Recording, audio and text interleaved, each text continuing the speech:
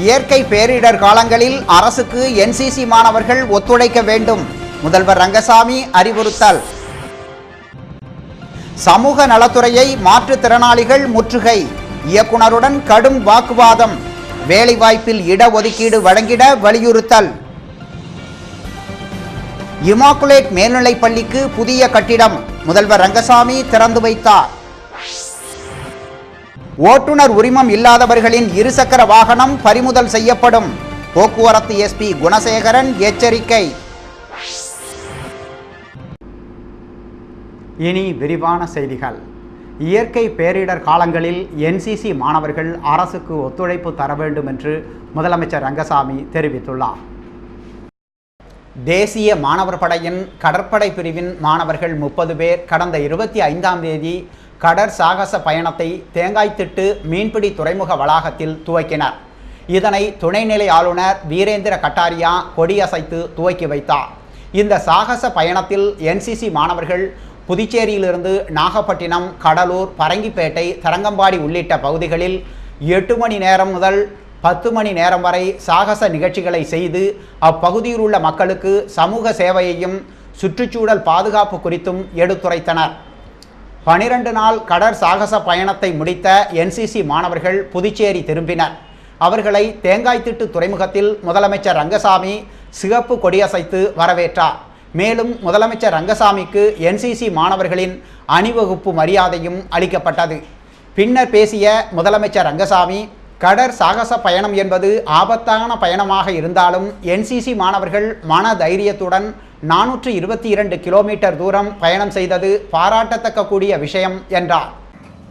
எப்படி நாம் மற்றவர்களுக்கு உதவ முடியும், மற்றவர்களுக்கு நேரிடுகின்ற இன்னல்களை போக்குவதற்கு தன்னுடைய சிரமத்தையும் பாராமல் எவ்வாறு உதவி செய்ய முடியும் என்பதை தேசிய மாணவர் படை சார்ந்த நண்பர்கள் மாணவ பருவத்திலே கற்றுக்கொள்கின்ற, தெரிந்து கொள்கின்ற, மனப்பக்குவப்படுத்திக் கொள்கின்ற ஒரு நிலையை நாம் தேசிய மாணவர் படையுடைய பயிற்சியின் போது பார்க்கலாம்.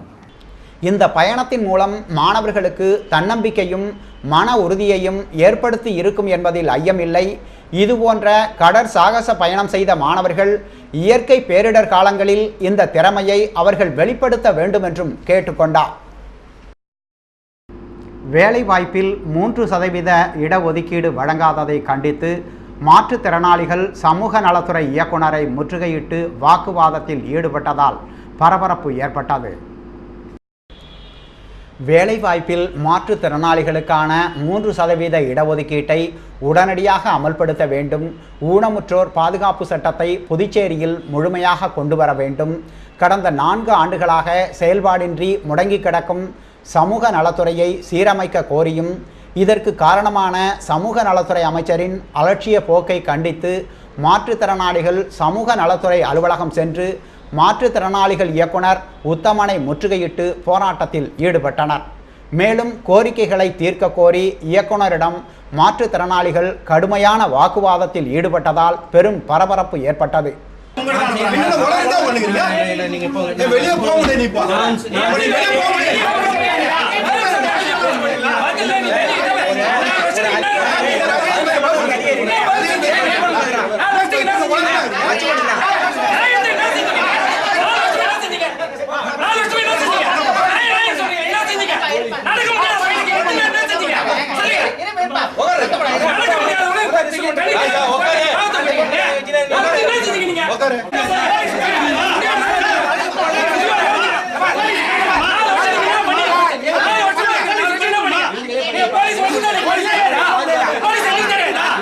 இமாக்குலேட் பெண்கள் மேல்நிலைப் பள்ளியின் புதிய கட்டிடத்தை முதல்வர் ரங்கசாமி திறந்து வைத்தார்.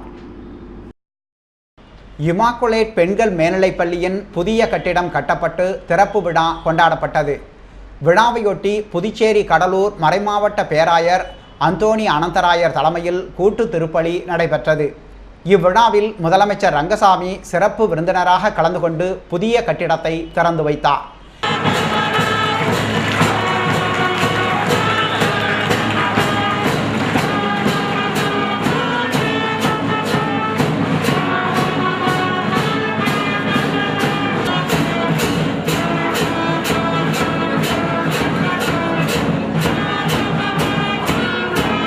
இதனையடுத்து பள்ளியின் நிர்வாக அலுவலகத்தை அமைச்சர் தியாகராஜன் திறந்து வைத்தார்.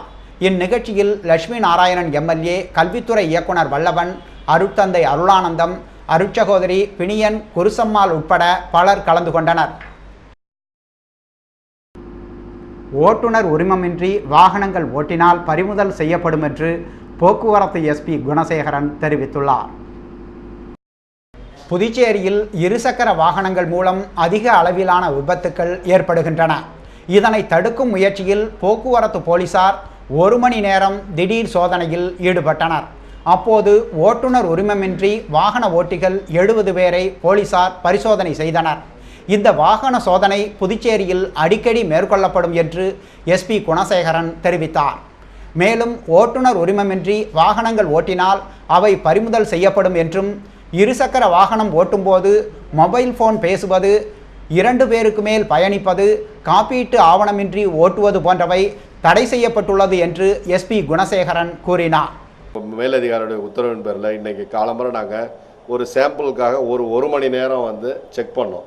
1 மணி நேரம் செக் பண்ணும்பொழுது கிட்டத்தட்ட ஒரு 65-70 பேர்கிட்ட வந்து லைசன்ஸ் இல்லை. அவங்களெல்லாம் நாங்கள் வந்து வண்டியை பறிமுதல் செஞ்சு இன்றைக்கி கோர்ட்டுக்கு அனுப்பியிருக்கோம். கோர்ட்டுக்கு அனுப்புறது மூலமாக என்ன ஆகும் அப்படின்னு சொன்னால் 300 ரூபாயிலேருந்து 500 ரூபா ஃபைன் போடுறாங்க. 2 நட 3 நட இதுமாரி ஆனிச்சுன்னா ஃபைனோட அமௌண்ட் வந்து இன்க்ரீஸ் ஆகும். இது வந்து லைசன்ஸ் இல்லாததுக்கு.